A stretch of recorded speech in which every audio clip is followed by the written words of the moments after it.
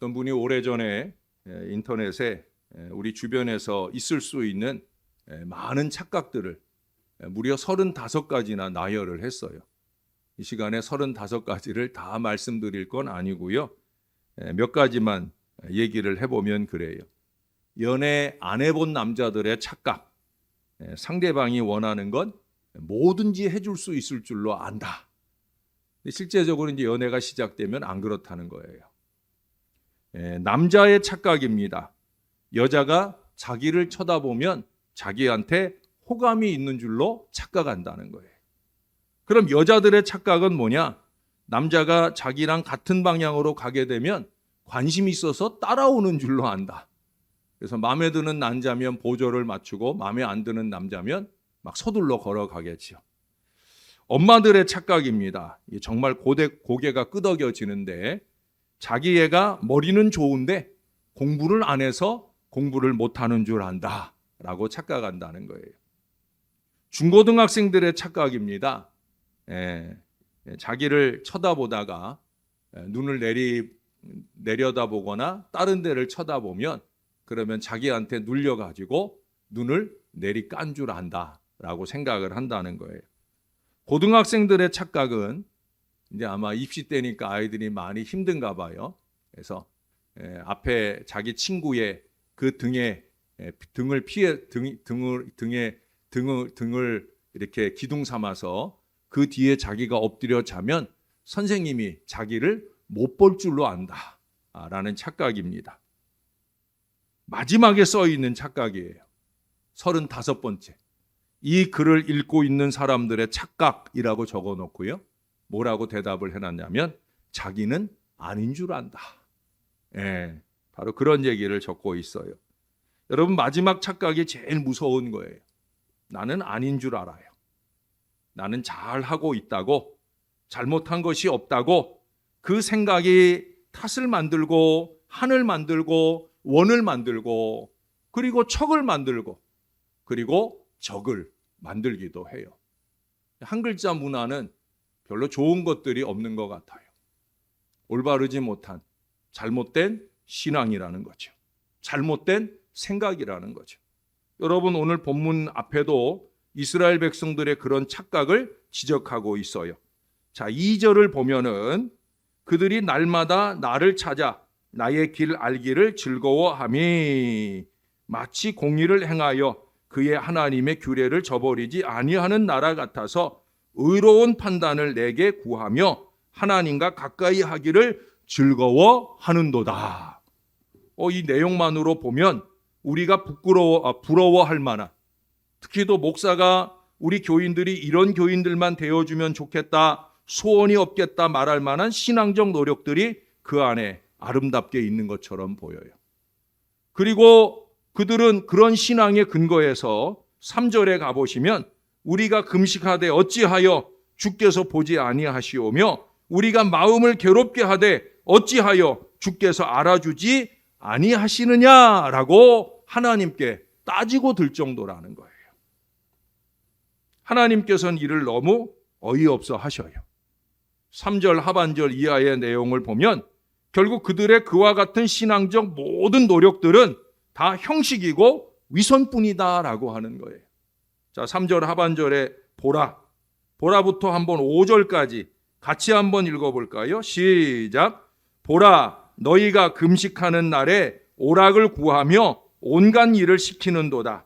보라, 너희가 금식하면서 논쟁하며 다투며 악한 주먹으로 치는도다. 너희가 오늘 금식하는 것은 너희의 목소리를 상달하게 하려는 것이 아니니라. 이것이 어찌 내가 기뻐하는 금식이 되겠으며 이것이 어찌 사람이 자기의 마음을 괴롭게 하는 날이 되겠느냐. 그의 머리를 갈대같이 숙이고 굵은 배와 재를 펴는 것을 어찌 금식이라 하겠으며 여호와께 연락될 날이라 하겠느냐. 특히 5절 하반절에 보면은 그의 머리를 갈대같이 숙이고 굵은 배와 재를 펴는 이 대단한 형식은 잘 갖췄습니다마는 진정 마음을 괴롭게 하는 금식은 아니라는 거예요. 중요한 건 뭐예요? 하나님이 알아주시는 금식이 아니다라는 얘기예요. 이건 지금 금식만을 얘기하는 게 아니에요.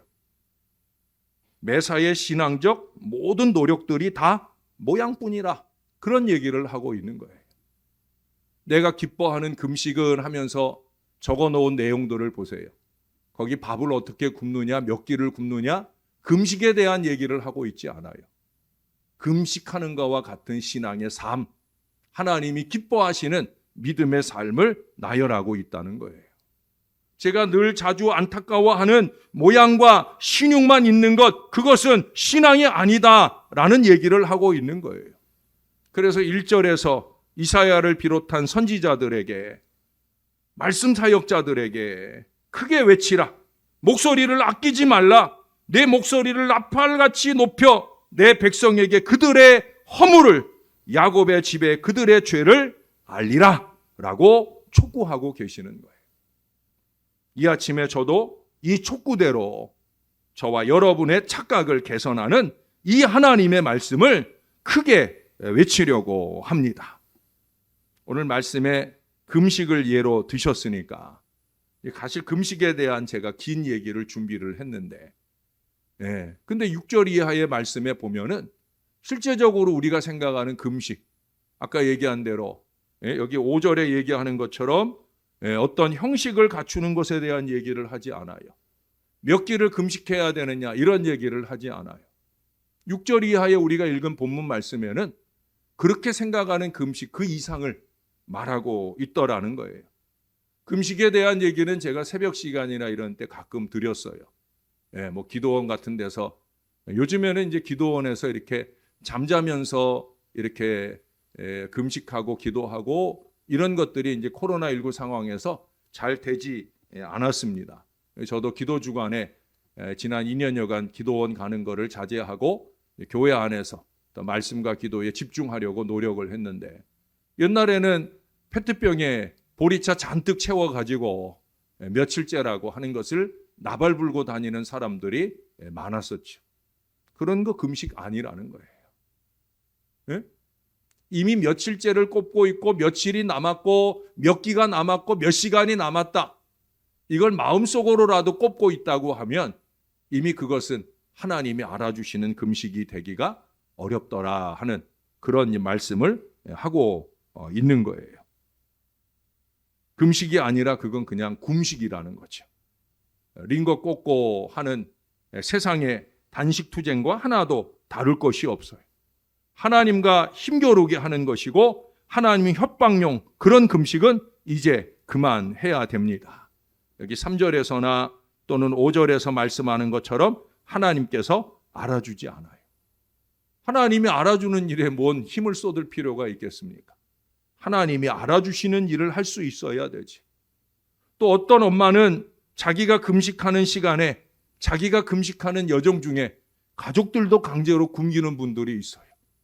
자기 금식하니까 나 음식 냄새도 맡으면 안 된다 하면서 음식 준비를 게을리하고 또 음식 맛을 못 본다 뭐 이러면서 그러면서 가족을 강제로 굶기거나 밥을 맛없게 하거나 맛없게 먹게 하거나 하는 그런 어리석은 성도들이 있어요. 이건 아니라는 거죠. 제 얘기를 해서 죄송하지만 제가 오래전에 제가 섬기는 교회 교인들하고 근처의 기도원에 마침 은혜로운 부흥 집회가 있어가지고 강사님이 좋아서 교인들을 모시고 우리가 함께 그 집회에 참석을 했어요. 오전 집회를 참석을 하고 집회를 끝나자마자 이제 우리가 그 기도원 점심은 밥은 싸잖아요. 국수 한 그릇 말아주는 거지만 싸요. 싼 김에 제가 점심을 대접하려고 제가 가서 식권을 사기 위해 줄을 섰어요. 교인들은 자꾸 가자는 거예요. 왜 가자고 하냐면 그 주간에 제가 금식하고 있었거든요. 나는 금식이지만 그래도 우리 교인들과 함께 은혜 받았으니까 맛있는 국수 한 그릇이라도 대접해 드리려고, 목사가 싼 맛에 대접해 드리려고 하는 것 아니라는 걸 교인들도 알지요. 근데 줄이 너무 길다 보니까 시간이 걸리고 하니까 교인들이 목사님 그냥 가요. 목사를 사랑하는 마음으로 그렇게 간청을 해서 그래서 이제 함께 점심 못 먹고 왔었던 기억이 납니다. 목사는 교인들을 사랑하고 교인들은 목사를 사랑하면서 목사의 금식을 지켜주고 나는 금식하지만 교인들의 식사를 챙겨주려고 하는 이 마음의 교통, 이게 이제 은혜로운 교회가 되어지는 거죠. 그것은 밥을 한 끼 금식하고 말고 하는 것보다 더 중요하다는 거예요. 어떤 여종들은 보면은 금식한답시고 나는 금식하니까 음식 맛도 볼 수 없다. 못 보긴 왜 못 봐요. 가족들을 위한 정성된 섬김을 위해 음식 맛 보는 거, 하나님이 그거 모르시겠어요? 얘가 음식 맛을 보려고 하는 건지 아니면 음식 맛 본다는 핑계로 자꾸 홀짝거리면서 곡기를 메우려고 하는 건지 하나님이 다 아시죠. 하나님은 중심을 보시잖아요. 중요한 것은 그런 때 오히려 더 가족들을 잘 섬기는 아름다운 마음으로 그렇게 노력하는 거, 하나님이 그것을 더 기뻐하신다는 거예요. 또 우리가 3일이라든지 5일이라든지 그 이상의 금식 여정, 또 뭐 하루 온종일을 하더라도 그 여정 뒤에 우리가 이제 몸을 보호하기 위해서 이제 보양식을 먹는 경우가 있잖아요. 근데 주간 중에 그저 한 끼씩 아침 금식을 한다든지 점심 금식을 한다든지 하는데 내가 금식에 충난 만큼 내가 몸을 보호하기 위해서 보양식을 챙겨 먹는다든지 또 내가 오늘 점심 금식했으니까 저녁에는 두 끼 목술을 먹는다든지 하는 그런 건 아무 의미가 없는 금식이 될 수가 있다라고 하는 거예요. 무엇보다 중요한 건 뭐예요? 오늘 본문에도 말씀하잖아요. 3절 하반절에 바로 지적하는 내용이 뭐예요? 오락의 절제예요. 자기 힘들다고 남에게 온갖 일을 전가해서도 안 되는 거예요. 더욱 자기 일에 충실하면서 4절에 말씀하는 것처럼 다툼이나 싸움은 절대로 안 된다는 거예요. 금식은 음식의 절제만이 아니라 말수도 줄이는 등의 삶 전체의 절제가 되어야 된다는 거예요. 5절과 6절에서 거듭 말씀하는 금식은 뭐예요? 다른 모든 신앙 활동과 마찬가지로 하나님을 기쁘시게 하는데 목표가 있다는 거예요. 거기 계속해서 처음 언급하는 게 뭐예요? 내가 기뻐하는 금식이 되겠으며 내가 기뻐하는 금식은, 이 말씀을 계속 반복해요. 그건 금식에 대한 얘기만이 아니에요. 우리의 신앙하는 모든 부분이 마찬가지. 하나님이 기뻐하시는가? 하나님이 기뻐하시는가? 절대로 자기의, 자기 만족, 자기의 체중 조절에 목적이 있는 게 아니란 말이죠. 하나님을 기쁘시게, 하나님께서 기뻐하시는, 우리는 매사에 이것을 생각하고 추구할 수 있어야 된다는 거예요. 이게 신앙과 삶의 최우선 순위여야 된다는 거예요. 우리의 금식 등 모든 신앙행위, 또한 우리가 가진 모든 것, 모든 수고가 오직 이것을 추구할 수 있어야 된다는 거예요. 신앙 초보자들은요, 자기만 생각해요. 네?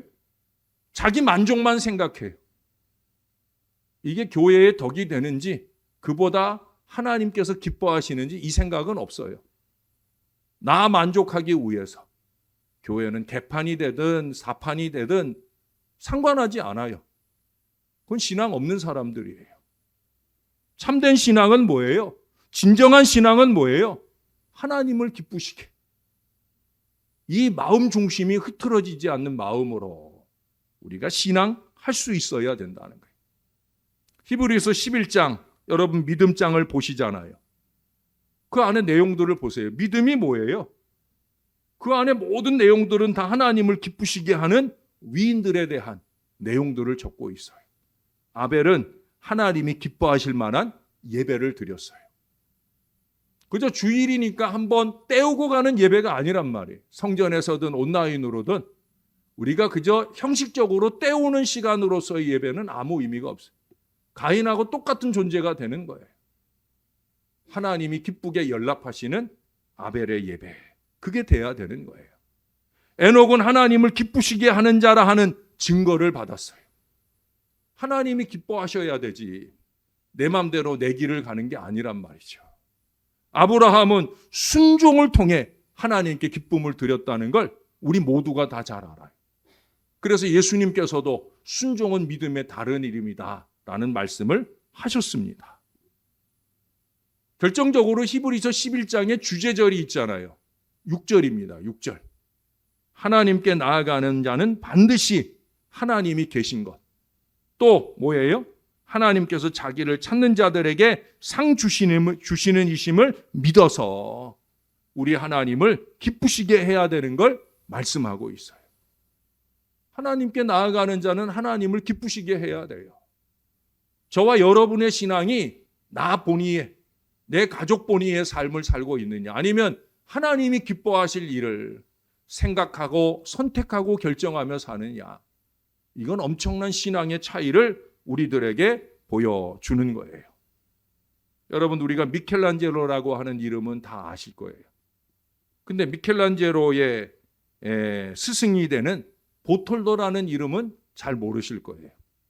보톨도 지오반니, 미켈란젤로, 그가 천성적으로 가지고 태어난 그런 재능을 아름답게 꽃피울 수 있도록 잘 지도해 주신 선생님이 보톨도 지오반니예요.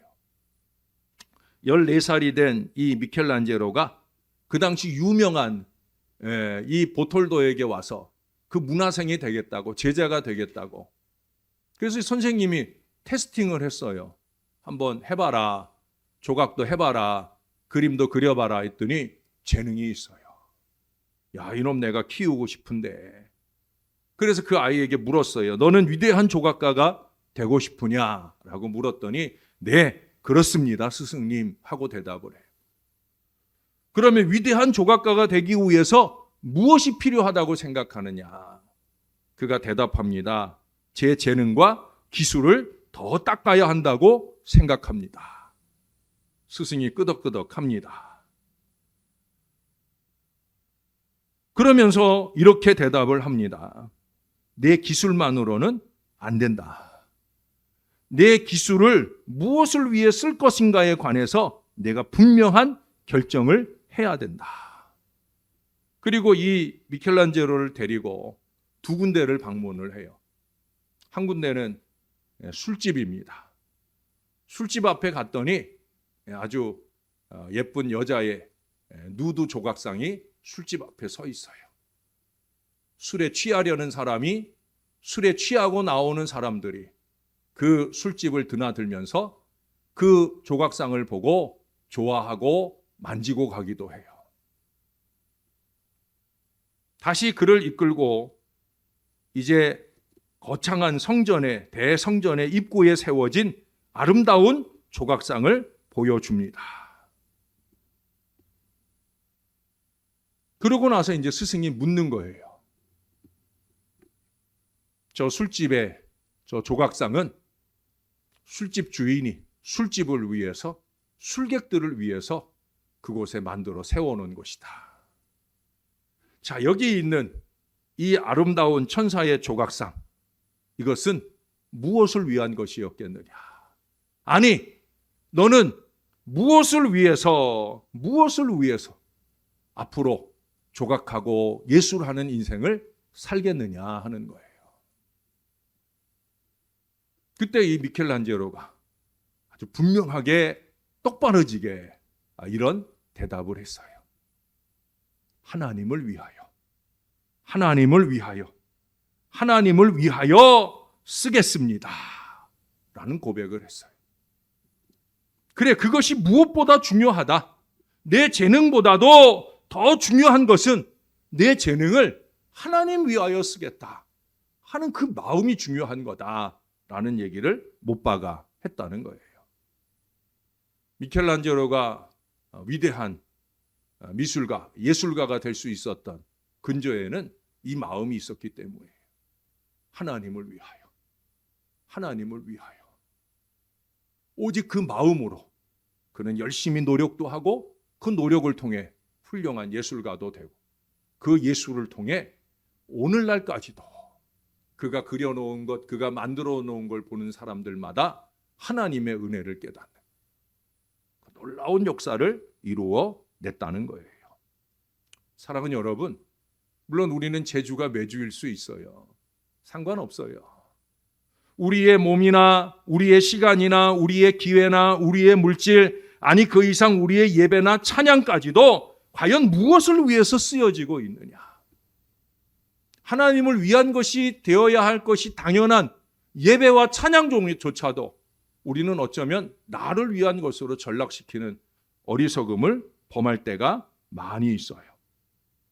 우리가 하나님의 영광, 거룩한 영광을 위해서, 그리고 하나님이 기뻐하시는 일을 위해서 내 몸, 나의 모든 것이 드려질 때 비로소 저와 여러분은 적극적으로 금식의 역사를 이루는 인생을 살고 있는 거예요. 밥 몇 끼 굶는 게 중요한 게 아니란 말이죠.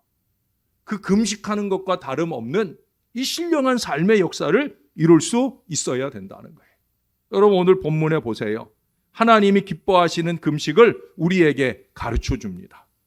금식 자체보다도 참 정신을 살려야 되는 걸 오늘 말씀해 주고 있어요. 자, 6절 이하 7절까지만, 6절과 7절만 우리 같이 한번 읽어볼까요? 시작. 내가 기뻐하는 금식은 흉악의 결박을 풀어주며 멍에의 줄을 끌어주며 압제당하는 자를 자유하게 하며 모든 멍에를 꺾는 것이 아니겠느냐.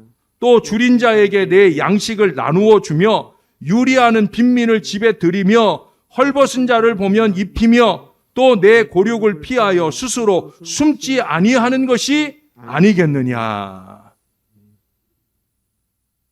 어제 마음에 와닿으셔요? 하나님이 기뻐하는 금식이 이런 거였구나. 밤 몇 끼를 굶는 것보다 더 중요한 것. 아니, 내가 굶은 그 자산을 가지고 내가 할 일이 무엇인지를 보여주고 있어요. 제가 여러분에게 한번 소개했던 헬린 아우엔의 그 영성신학자 헬린 아우엔의 대표적인 책이 상처 입은 치유자예요. 상처 입은 치유자. 그는 이 표현을 통해서 예수님을 그리고 있어요. 이 치유자라고 하는 것이 영어로 힐러예요. 힐러. 의사 또는 치유자라는 얘기예요. 힐링이라는 말은 다 들어보셨죠? 힐링을 주는 사람이란 말이에요. 힐러. 제가 추구하는 목회예요. 여러분들에게 치유와 행복을 주는 그런 힐러가 되고 싶은 게 저의 목회의 목표입니다. 중보 사역의 목표입니다.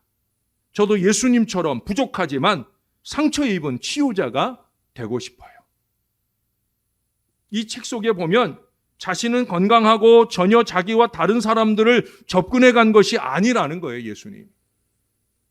인간으로 오셔서 종의 모습으로 오셔서 강보에 쌓인 아기의 모습으로 오셔서 이 땅의 고난의 행군을 계속 하시면서 우리처럼 고통당하시고 아파하시고 모든 인생의 아픔을 경험하셨기에 히브리서 4장 15절의 표현대로 하면 체휼하셨기에 그분은 우리를 깊이 이해하실 수 있는 그리고 우리를 치유할 수도 있는 치유자, 상처 입은 치유자시라는 거예요. 그는 동시에 이 책에서 바로 예수 그리스도의 제자들도 그런 상처 입은 치유자가 되어야 한다라는 역설을 하고 있어요. 근데 이 책에 보면은요, 탈무드에 나오는 이런 얘기 하나를 소개하고 있어요. 어떤 랍비 하나가 우연히 예언자 엘리야를 만나요. 그 당시 랍비라고 하면 오늘날 목회자나 같은 거예요. 이 랍비가 예언자 엘리야를 만나니까 얼마나 반가워요. 그래서 물었어요. 메시아는 언제 오십니까? 라고 물었더니 뜻밖에도 엉뚱한 대답을 하는 거예요. 가서 직접 물어보세요. 그래서 아니 메시아가 어디 계신데요? 라고 다급하게 물었어요. 그랬더니 아마 저기 성 바깥 지금 사람들을 만나고 있을 거예요. 라고 대답을 해요. 아, 그래요? 반가운 마음에 내가 어떻게 그 메시아를 알아볼 수가 있겠습니까? 라고 물었어요. 이때 이 엘리야가 의미심장한 이런 얘기를 해요. 그가 많은 사람들 사이에 있을 겁니다. 그런데 그분도 상처를 입고 있을 것입니다.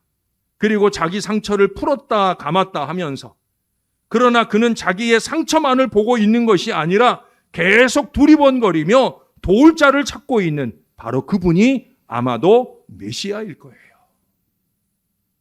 이것은 정확하게 성경이 그리고 있는 메시아상이 어떤 분인가 하는 것을 우리들에게 보여주고 있어요. 저에게는 상처 입은 치유자, 와운디드 칠러가 도대체 뭔지 그것을 분명하게 말씀해 주고 있어요. 저에게도, 우리에게도 상처와 아픔이 있잖아요. 나름대로 어렵습니다. 그래도 남의 상처를 어루만질 수 있어야 된다 하는 사실을 우리들에게 말씀해 주고 있다는 사실이에요. 그게 상처 입은 치유자 예수를 쫓는 주님의 제자의 모습이에요. 부족한 종에게는 얼마나 위로가 되는 말씀인지 모르겠어요. 여러분 보시는 대로 최근 한 2, 3년 제가 좀 부실한 시기도 지나고 하잖아요. 그러나 저는 한순간도 제가 아프고 힘든데 집중하느라고 여러분들을 돌보는 사역들을 게을리 해본 적이 없어요. 내 아픔은 아픔대로 빨리 치료를 해서 똑바로 서서 강단에서 예배 사역을 섬기고 똑바로 걸어서 우리 교인들의 마음에 측은지심을 일으키지 않고 잘 목회하기를 위해서 노력도 하지만 그런 한편으로는 우리 성도들의 상처를 돌보고 섬기는 저희의 목회적 사역에 오히려 더 열심내려고 노력했다는 거예요. 안 그렇게 보이세요? 여러분, 금식은 바로 이 상처를 채우는 작업이에요.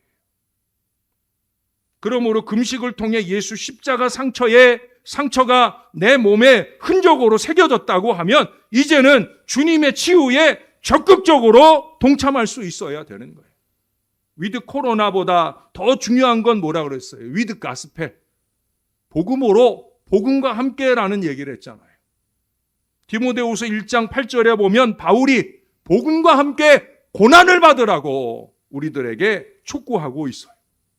교회를 새롭게 하고 세상을 이롭게 하는 복음으로 사는 복음의 일꾼이 되려고 하면 금식 이상의 고난받을 자세로 위드 가스펠의 역사를 이루어 가야 된다는 거예요. 우리가 지난 코로나 세월 여정에 콧김 선교 헌금을 열심히 했어요. 이제 성탄절을 앞두고 우리가 많이 헌금했던 그 물질들을 이제 나눌 수 있는 일들을 시작하려고 해요. 우리 주변에 어려운 교회들도 섬기고 또 우리 교회 안에 어려운 가정들도 섬기고 또 지역의 어려운 사람들도 섬길 만큼 많은 분들이 이 일에 때로는 몇 번씩 때로는 한 번이라도 동역을 해주어서 많은 물질이 모였어요. 이제 주님이 나신 날을 앞두고 이 물질들을 아름답게 쓸 수 있도록 준비하려고 합니다. 참 감사합니다. 그게 우리의 할 일이거든요. 이 성전 예배의 회복과 2022년의 헌신의 고난에 있어서도 우리가 그런 결단이 필요하다라는 거예요. 여러분 8절 이하를 한번 보세요. 하나님이 기뻐하시는 금식이 제대로 되면 여기 8절부터 12절까지의 보장이 있어요. 물론 중간에 다시 한 번 더 6절, 7절의 말씀을 강조하기도 하지만 어떻든 이 하나님이 기뻐하시는 금식 생활이 되면 하나님의 축복은 더욱더 넘치는 역사를 말하고 있어요. 잠깐 보세요. 그리하면 내 빛이 새벽같이 비칠 것이요 내 치유가 급속할 것이며 내 공의가 내 앞에 행하고 여호와의 영광이 내 뒤에 호위하리니. 사실은 딱 한마디만 있어도 이게 다 되는 거거든요. 여호와의 영광이 내 뒤에 호위하리니. 이 한마디면은요 8절부터 12절까지가 다 되는 거예요. 여호와의 영광이 호위하는 인생. 여러분 보장이 더 길고 장황함을 보게 됩니다. 그만큼 하나님께서 기뻐하시고 마음껏 축복하시겠다는 얘기예요. 이 축복을 받아 누리도록 우리가 마음껏 섬길 수 있어야 되는 거예요. 사실 이런 축복이 따르지 않는다 해도 우리가 이름 없이 빚도 없이 해야 될 일 아닙니까? 근데 하나님이 주신다는 거예요. 오래전 소록도에는 40여 년가 아니라 소록도가 어떤 곳이에요? 한센병 든 사람들, 나병 환자들 여기저기 상처 입고 진물이 나고 내가 혹시라도 상처가 났는데 그런 상황에서 그 사람들과 접촉이 되면 우린 뭐 코로나 때문에 지금 난리잖아요. 근데 이 사람들은요 같이 생활하는 거예요. 그 사람들하고 환자들하고 그냥 같이 사는 거예요. 근데 이 사람들이 누구냐? 그것도 하루 이틀 한 것이 아니라 40년 세월을 우리의 신앙 연륜보다 더 긴 기간 동안을 그렇게 그들과 함께 생활하는 두 천사가 있어요. 파란 눈의 천사예요. 오스트리아 출신의 수녀인 마리안느와 마가레트입니다. 지금도 생존에 계신지 모르겠어요. 이들은 두 분 다 모두 가기를 꺼리는 곳에서 순수한 자원봉사자로 와서 봉사했어요. 정부 보조금 10만 원과 텔레비전도 없는 조그만 방에서 사각개정만한 조그만 장롱과 침대 한 개로 생활을 합니다. 매일 아침 5시에 일어나서 하루 종일 환자를 돌보는 수녀들은 생활비를 줄이느라 겉옷이고 속옷이고 직접 다 개워서 입고 사는 그런 분들이에요. 여러 언론사의 기자들이 그들을 만나려고 했지만 번번이 실패했어요. 기자들이 온다는 이야기만 들으면 그들은 멀리 숨어버렸기 때문이에요. 좋아서 하고 있는 일을 세상 언론이 꼬치꼬치 캐물을 이유가 무엇 있겠느냐 하는 것이 주위 사람들의 답변입니다. 모두가 드러내기를 원하고 사람들로부터 칭찬받고 박수받기를 원하는 세태에 묵묵히 그리스도의 사랑을 전하며 오직 하나님께만 인정받기를 원하는 그들은 분명 이 어두운 세상에서 빛과 소금의 삶을 살고 있는 것이 아니겠느냐 하는 거예요. 이런 삶이 하나님께서 기뻐하는 삶이 아니겠습니까? 우리 자신의 문제를 해결받기 위한 수단으로서 억지로 금식을 이루던 때는 여러분 지났습니다. 이제는 삶의 금식, 섬김과 나눔을 위한 절제가 필요하다는 거예요. 이제 이웃을 향해 눈을 좀 돌려야 되는 거예요. 목사님, 우리도 힘든데 라고 말할 분들이 많으실 거예요. 그렇죠. 맞아요. 근데 여러분, 도움이라는 것은 내가 할 수 있을 때가 아니라 저 사람들이 도움을 필요로 할 때 도울 수 있어야 그게 진정으로 돕는 거지요. 그래서 바울은 고린도후서 8장 2절 이하에 말씀하잖아요. 환난의 많은 시련 가운데서 그들의 넘치는 기쁨과 극심한 가난이 그들의 풍성한 연보를 넘치도록 하게 하였느니라. 내가 증언하노니 그들이 힘대로 할 뿐 아니라 힘에 지나도록 자원하여. 힘들여 할 뿐 아니라 힘에 지나도록 자원하여 했다라고 말씀해 주고 있어요. 구약의 잠언서 11장 24절 이하에도 보면은요, 흩어 구제하여도 더욱 부하게 되는 일이 있나니 과도히 아껴도 가난하게 될 뿐이니라. 구제를 좋아하는 자는 풍족하여질 것이요 남을 윤택하게 하는 자는 윤택하여지리라 말씀해요. 여러분, 이스라엘은 이것을 위해서 이처럼 가을에 추수를 하잖아요. 추수를 하면 밭 한쪽 귀퉁이를 남겨둡니다. 그것은 주인의 밭이지만 주인의 것이 아니라고 생각을 해요. 네, 그것은 왜 남겨둔 줄 아세요? 동네의 고아나 과부나 또는 지나가는 나그네들이 그거 추수해 먹으라고 한 귀퉁이를 내버려 두는 거예요. 룻기서 같은 데 보면 보아스가 거기 자기네 밭을 추수하면서 이렇게 이삭이 떨어지면 그 이삭을 가져갈 수 있게 이삭을 오히려 많이 떨어뜨리도록 그렇게 부탁하는 얘기가 나오잖아요. 여러분, 이스라엘은요 매 3년 6년째마다 제 3년 11조라는 걸 했어요. 3년째 6년째 때마다 제 3년 11조. 이게 뭐냐면은요 10의 1조 생활, 11조 생활을 해요. 온전하게 10의 1을 떼어서 하나님께 드려요. 그러면 10분의 9가 남을 거잖아요. 근데 3년째, 6년째 되는 때는 그 10분의 9 가운데 다시 10분의 1을 떼어가지고 그래서 그것을 모아두는 거예요. 그래서 그것을 다 모아가지고 아까 말씀드렸던 고아나 과부나 나그네들을 위해서 쓰는 기금을 만든다는 거예요. 여러분, 구약에 참 아름다운 사랑의 나눔 신앙을 우리들에게 교훈하고 도전하고 있어요. 하나님을 기쁘시게 하기 위한 거예요. 히브리서 13장 16절에 보면 오직 선을 행함과 서로 나누어 주기를 잊지 말라. 하나님은 이 같은 제사를 기뻐하시느니라. 하나님 기뻐하시는 제사, 예배가 뭔 줄 아느냐? 선을 행하고 나누어 주는 거라는 거예요. 한 가지 얘기만 더 하고 말씀 마칠게요. 하나님께서 아담에게 하와를 만들어 주시자 아담이 너무 마음에 들어서 그래서 하와를 끔찍히 사랑했어요. 어느 날 하나님께 감사하면서 물었어요. 하나님, 어떻게 제 아내를 저렇게 아름답게 만드셨어요?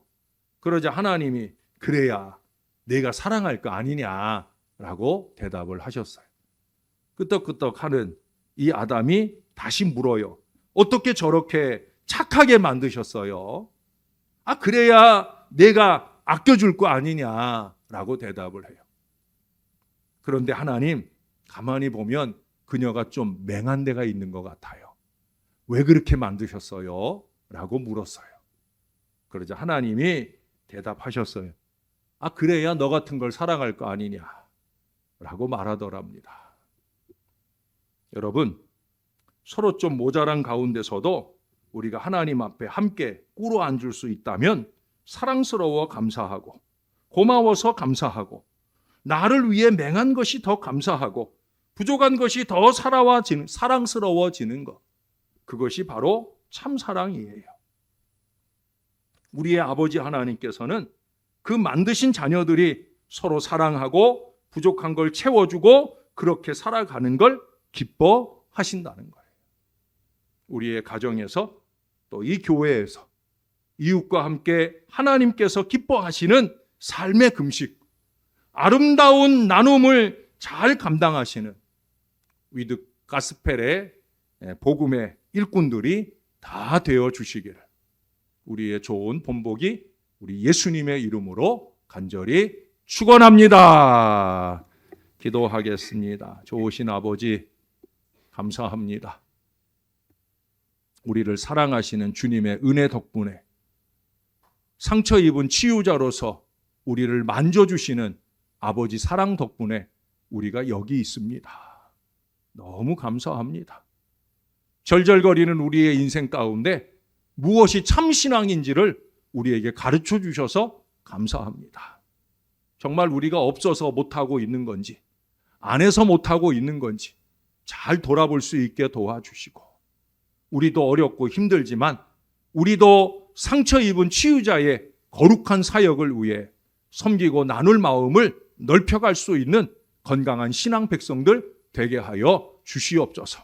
주님이 기뻐하시는 금식의 정신을 삶 가운데, 예배 가운데 실천해 가는 아름다운 주의 자녀들 다 되게 도와 주시옵소서. 감사드립니다. 예수님의 이름으로 기도합니다. 아멘.